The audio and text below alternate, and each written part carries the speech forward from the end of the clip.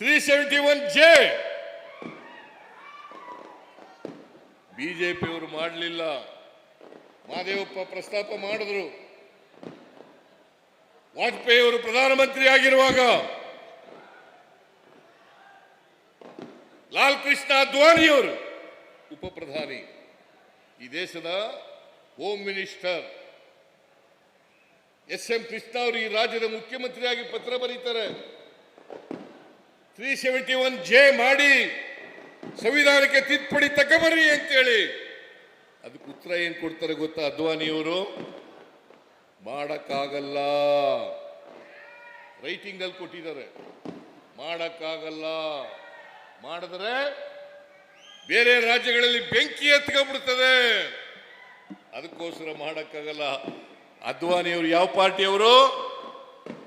ಯಾವ ಪಾರ್ಟಿಯವರು? ಬಿಜೆಪಿ. ನಾಚಿಕೆ ಆಗಲ್ಲ ಇವರಿಗೆ? ನಾಚಿಕೆ ಆಗಲ್ಲ? ಮಲ್ಲಿಕಾರ್ಜುನ ಖರ್ಗೆ ಅವರು, ಧರ್ಮಸಿಂಗ್ ಅವರು, ಅನೇಕ ಹೋರಾಟಗಾರರು 371Jಗೋಸ್ಕರ ಹೋರಾಟ ಮಾಡಿ ಇವತ್ತು ರಾಜ್ಯಕ್ಕೆ 371 2013ರಲ್ಲಿ ಸಂವಿಧಾನ ತಿದ್ದುಪಡಿ ಆಯಿತು. ಮನಮೋಹನ್ ಸಿಂಗ್ ಅವರು ಮಾಡಿದ್ರು. ಇದನ್ನು ಮಾಡಲಿಕ್ಕೆ ಸೋನಿಯಾ ಗಾಂಧಿಯವರು, ರಾಹುಲ್ ಗಾಂಧಿಯವರು ಮನಮೋಹನ್ ಸಿಂಗ್ ಅವರಿಗೆ ಶಿಫಾರಸನ್ನು ಮಾಡಿ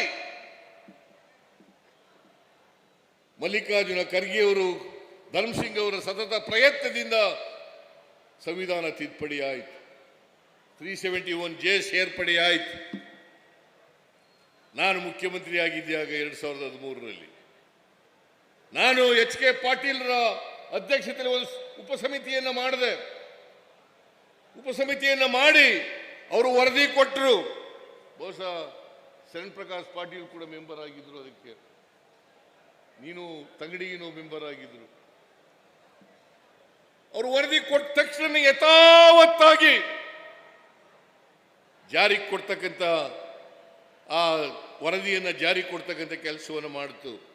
ಅದು ಮಾಡದ್ರಿಂದ ಇವತ್ತು ಅನೇಕ ಜನ ಡಾಕ್ಟರ್ಗಳಾದರು, ಅನೇಕ ಜನ ಇಂಜಿನಿಯರ್ಗಳಾದರು, ಅನೇಕ ಜನ ಟೀಚರ್ಗಳಾದರು, ಅನೇಕ ಜನ ಕೆಲಸಕ್ಕೆ ಸೇರಲಿಕ್ಕೆ ಸಾಧ್ಯ ಆಯಿತು.